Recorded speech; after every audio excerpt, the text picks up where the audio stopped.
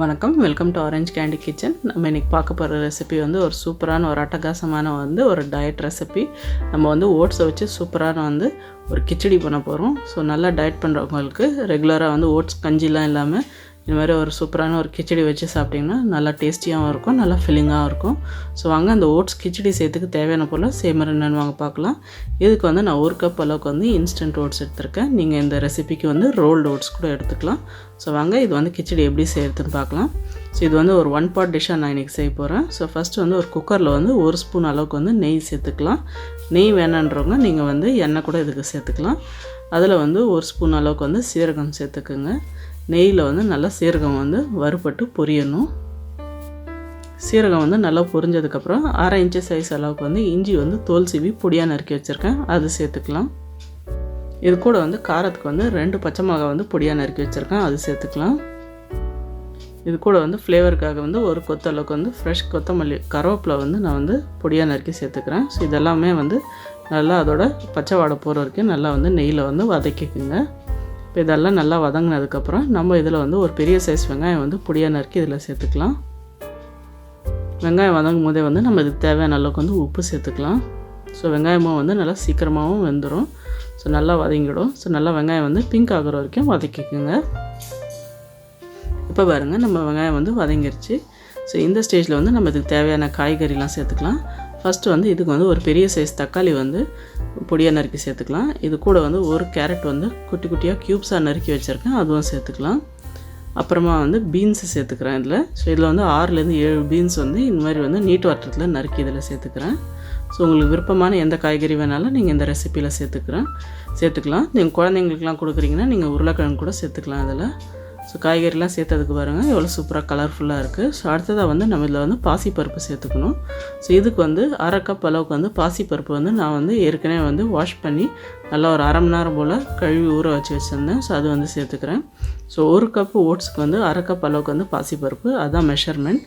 அடுத்ததாக இதில் 1/4 டீஸ்பூன் அளவுக்கு மஞ்சள் தூள் சேர்த்துக்கலாம். அப்புறம் கூட 1/4 டீஸ்பூன் அளவுக்கு பெருங்காயத்தூள் இதில் சேர்த்துக்கலாம். சேர்த்துட்டு இது நல்லா கலந்து விடுங்க. நல்லா கலந்து விட்டதுக்கப்புறம் நம்ம எடுத்து வச்சுருக்க 1 கப் ஓட்ஸை இதில் சேர்த்துடலாம். ஓட்ஸை சேர்த்துட்டும் நல்லா மிக்ஸ் பண்ணி விடுங்க. இது மாதிரி 1 நிமிஷம் போல் நல்லா கலந்து விடுங்க. இப்போ நம்ம தண்ணி சேர்த்துக்கணும். ஸோ எந்த கப்பில் நீங்கள் ஓட்ஸை மெஷர் பண்ணிங்களோ அதில் 4 பங்கு அளவுக்கு தண்ணி சேர்த்துக்குங்க. ஸோ 1 கப் ஓட்ஸுக்கு 4 கப் அளவுக்கு தண்ணி சேர்த்துக்குங்க.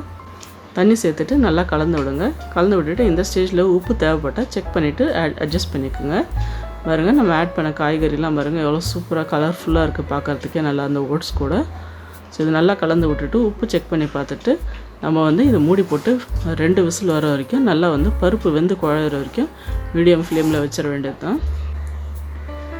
இப்போ பாருங்கள் 2 விசில் வந்துடுச்சு, ஸ்டீமாக நல்லா இறங்கிடுச்சு. ஸோ நம்ம லிட் ஓப்பன் பண்ணி பார்த்துடலாம். ஓட்ஸ் சட்டுன்னு வந்துடும், பருப்பு தான் நம்மளுக்கு வேகிறதுக்கு டைம் ஆகும். ஸோ பாருங்கள் நல்லா பருப்பு குழஞ்சிருச்சு. ஸோ பாருங்கள் நம்ம கிச்சடியோட கன்சிஸ்டன்சி பாருங்கள் எவ்வளோ தலன்னு சூப்பராக இருக்குது.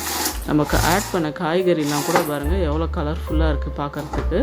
ஸோ நம்ம கன்சிஸ்டன்சி கிச்சடிக்கும் அருமையாக இருக்குது. காய்கறியும் நல்லா சூப்பராக நல்லா கலர்ஃபுல்லாக ஒரு கலர் கொடுத்துருக்கு.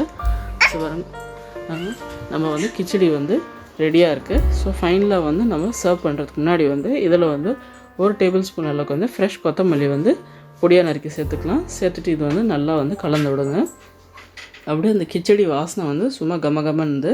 ஸோ வாங்க இது நம்ம சர்வ் பண்ணிடலாம்.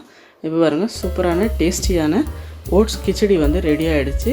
ஸோ டயட் பண்ணுறவங்களாம் ரெகுலராக ஓட்ஸ் கஞ்சி அது மாதிரிலாம் சாப்பிடாமல் இது மாதிரி வித்தியாசமான ஒரு ரெசிபி சாப்பிட்டிங்கன்னா அவங்களுக்கும் நல்லா ஒரு டேஸ்ட்டாக இருக்கும், நல்லா ஃபில்லிங்காக இருக்கும். ஸோ இது மாதிரி ஒரு பவுல் சாப்பிட்டாலே போதும், நைட் டின்னருக்கு நல்லா ஃபில்லிங்காக இருக்கும். ரொம்ப டேஸ்டியான ஹெல்த்தியான ரெசிபி. கண்டிப்பாக இந்த ரெசிபி ட்ரை பண்ணி பாருங்கள், உங்களுக்கும் பிடிக்கும்னு நினைக்கிறேன். ட்ரை பண்ணி பார்த்துட்டு எப்படி இருந்துச்சுன்னு கீழே கமெண்ட் செக்ஷனில் சொல்லுங்கள்.